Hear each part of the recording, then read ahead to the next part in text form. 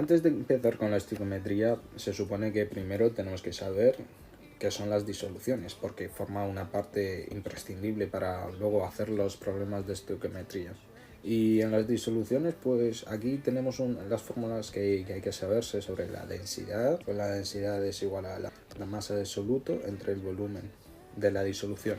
El número de moles, la n, que sería la masa del soluto, entre el peso molecular del soluto.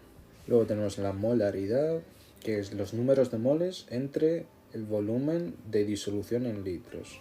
Luego la molalidad es el número de moles de soluto entre la masa del disolvente, no disolución, disolvente, en kilogramos, en kilogramos.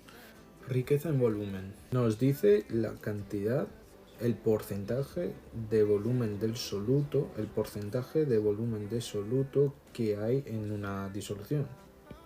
Por ejemplo, el 70% en volumen, pues dice que, por ejemplo, en un litro, pues el 0,7 litros está ocupado por el soluto.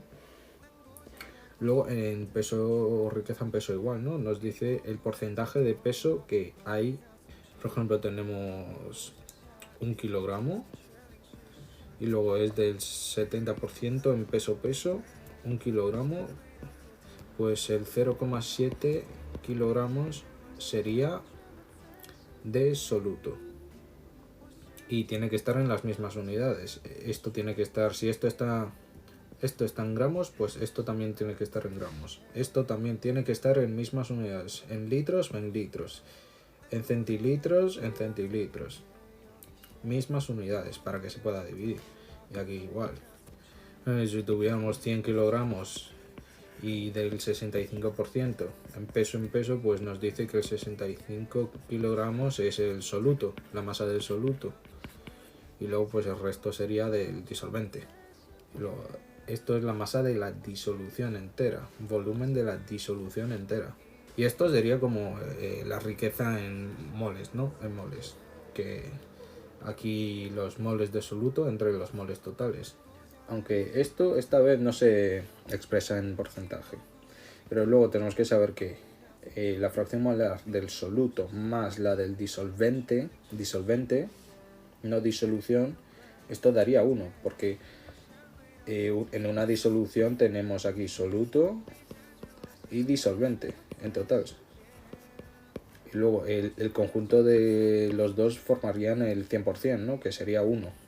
Gases ideales, pues esto funciona solo para las gases ideales.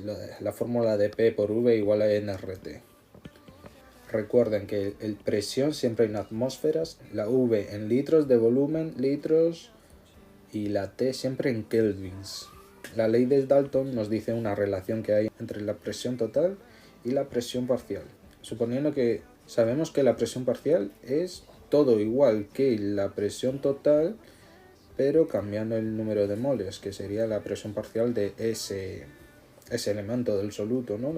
Y luego si dividimos esto entre esto y esto entre esto, pues nos queda la relación de que la presión parcial de lo que sea entre la presión total es igual a n sub i entre los moles totales.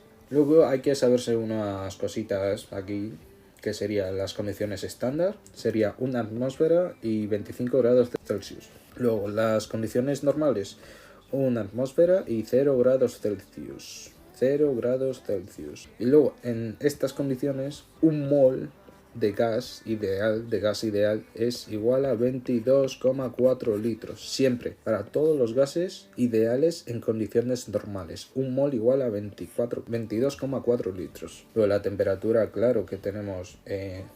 siempre hay que tenerlo en kelvins, pues sería 273 kelvins, que sería igual a 0 grados. Esto es igual a 0 grados Celsius más los grados Celsius que tengamos. Luego, una atmósfera son 760 milímetros de mercurio.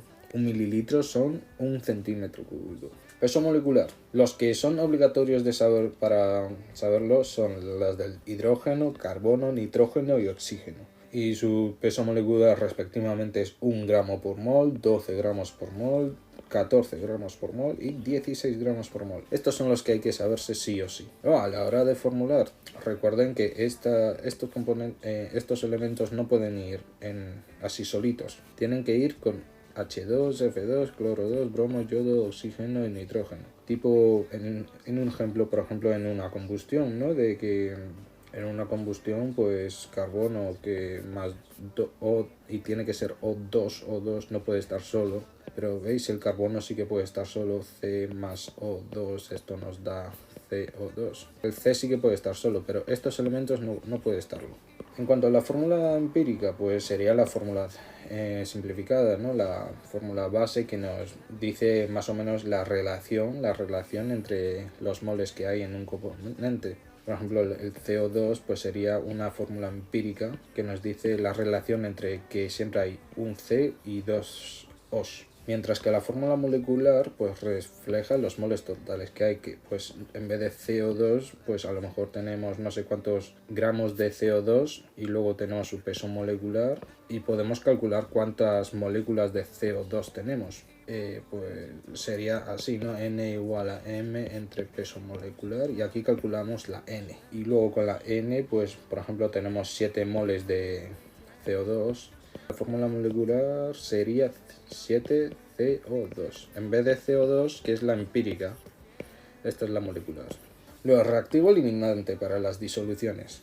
¿Qué sería? Pues mira, por ejemplo, ahora tenemos aquí una reacción, que sería ácido sulfúrico más carbonato de bario. Pues ¿cómo está la relación? Esto pues se reacciona y nos queda CO2 y sulfato de bario más agua. ¿Y cómo se queda esto? Pues esto la verdad es ya experiencia de ver más casos, ¿no? Esto normalmente yo lo que entiendo sería que el segundo del último se junta con el primero de aquí y luego esto se juntaría con esto de aquí.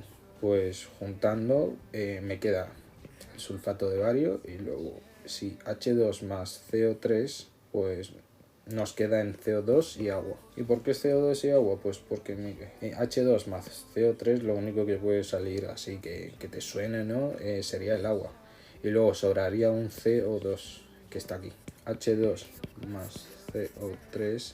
Aquí lo único que más conocemos sería el agua, H2O, y nos quedaría un CO2. Esto ya es práctica, porque ya la parte esta de teoría, la verdad, nunca lo entendía, así que siempre esto lo saco por práctica, de hacer ejercicios. Claro, pues luego ajustamos, que es 1, 1, 1 y 1, está ajustado.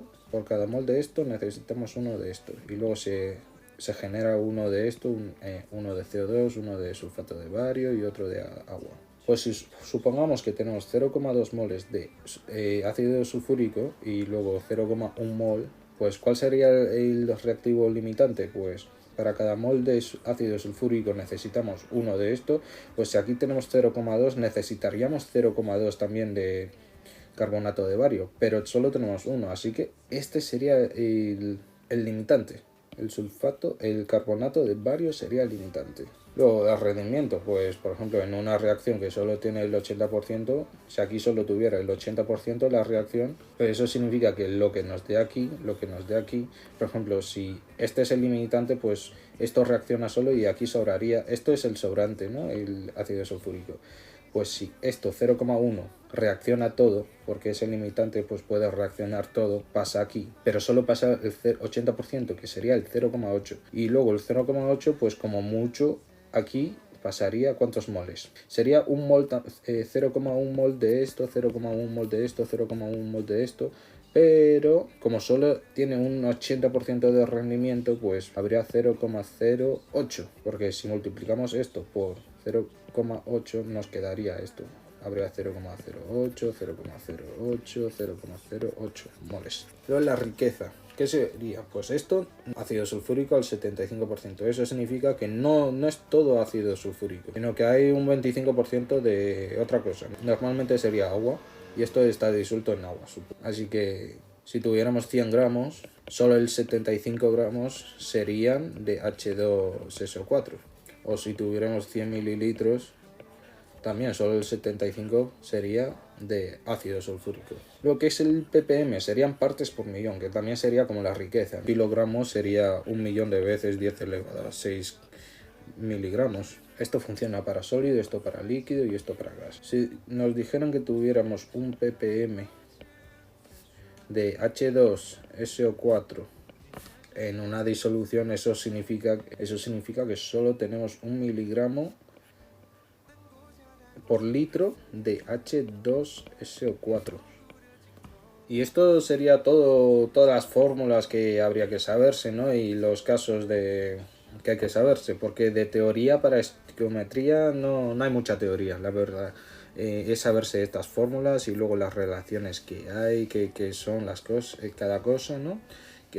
Saber cuál es el reactivo limitante, esto, y saber formular, y con estas fórmulas ya no hay mucha teoría, ya es hacer ejercicios. No hay que saberse mucha teoría en estequiometría. Luego ya en termodinámica, en termoquímica, pues ahí ya en un futuro pues sí que habría que saberse la teoría para entender los problemas. Pero aquí pues no hay mucha teoría, son fórmulas y entender qué es cada cosa.